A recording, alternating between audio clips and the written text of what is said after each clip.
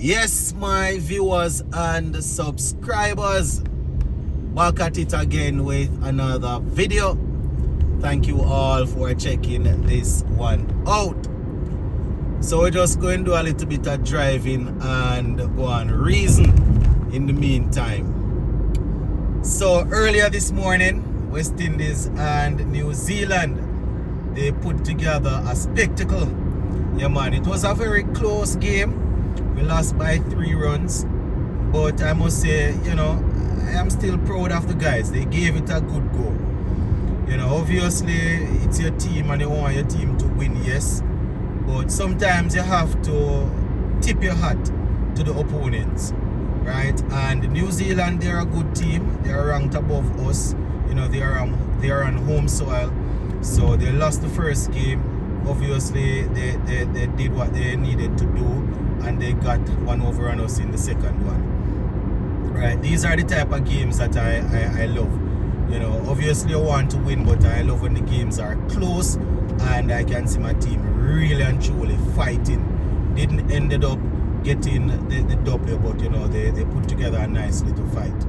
Right, so I did a video earlier this morning, and based on what I am seeing in the comment section, most people share the same sentiment, that the guys didn't win, but the performance was definitely something that we can be proud of as we look forward to the third game. Now, I just really want to talk a little bit about the makeup of the team, right? I'm not saying that we're always going to get it right, or I'm not saying that what we think as fans is the right playing 11 is always going to be the right playing 11, but sometimes the writing is on the wall and we are ignoring it, and I can understand wanting to give a man a long run, especially if he is really and truly a part of that core team or part of that core plan. He's a part of that plan that you really want to work with leading up to the next World Cup. I can understand that, but sometimes you have to, and I am making reference to Brandon King now, sometimes you have to rotate a man out of the playing 11 just to spare him and to take him out of the firing line. I don't really believe in chopping and changing and just mixing things up, but Amir Django has shown that he is a good second. You understand, if they think that King is the first choice, he has shown that whenever he got the chance. So we need to make sure that we are we're making those decisions that will and who to tell. Django might come in and get one ball, yes, but that's not the point. As I said earlier, sometimes the writing is on the wall and you're pretending as if you're not seeing it. Right, so going into the third game, I want to make sure that we adjust things, and this is just me looking at it as a fan. The captain and the coach and the coaching staff, they probably see it a different way. But just to talk a little bit about what I saw in the game earlier today. Now, batting wise, I think we still need to rotate the strike. We still need to get those singles and those twos. We have guys in the team that they're poor. We have quite a few poor hitters, yes, but we have touch players there. That even if the touch player is not at the wicket, we have to find a way to get our poor hitters to know that they can rotate the strike also. When you face 4 dot balls and then hit the 5th ball for 4 and then a dot ball off the 6th ball, right? That is just 4. That is just 4 out of the over. You understand?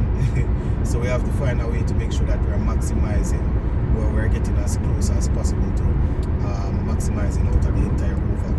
And I always like to be cautious when I am saying these things, because it's not like they are playing against stick or cones. The other team is out there and they are trying to pin us down. They are trying to do what they need to do.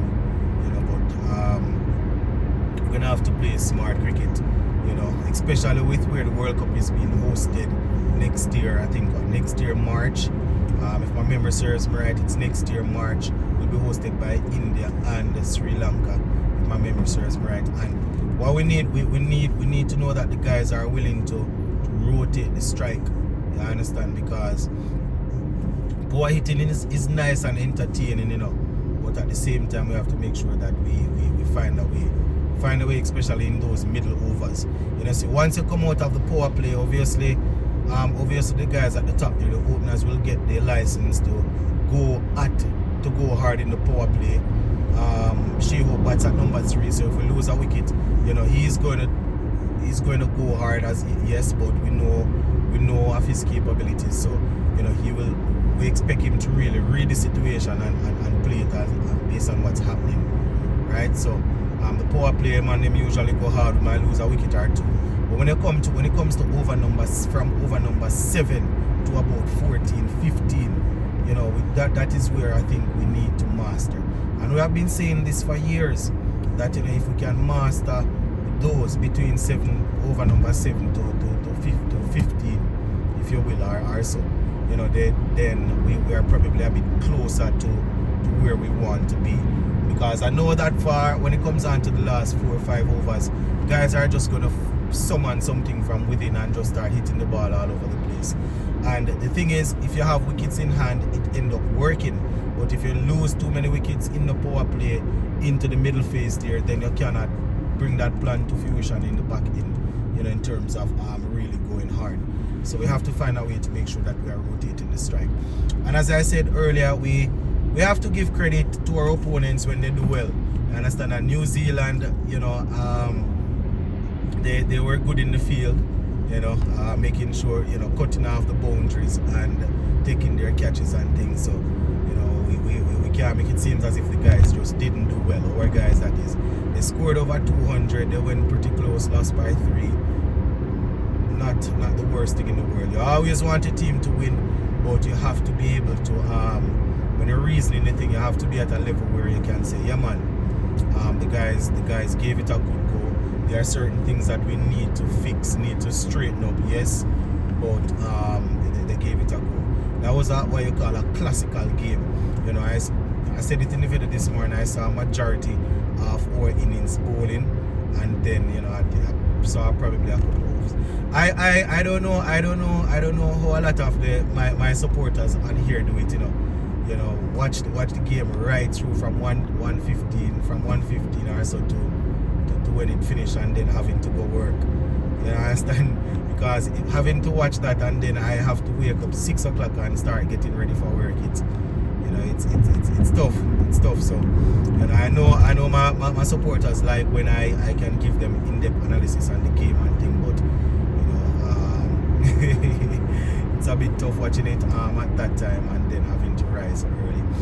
But yeah, my people, you know, I just wanted to come on again to reiterate what I said this morning, that, you know, the players, they did pretty well. We ended up on the losing side, but we learned from it. You know, and it was a perfect opportunity for you know, a few of the guys in the back end there to show what they are capable of. You know, generally speaking, when Sheehope gets out without really getting a half century or so, we're usually in trouble, right? We saw Rovman Powell doing his thing, Matthew Ford doing some hitting at the back end there.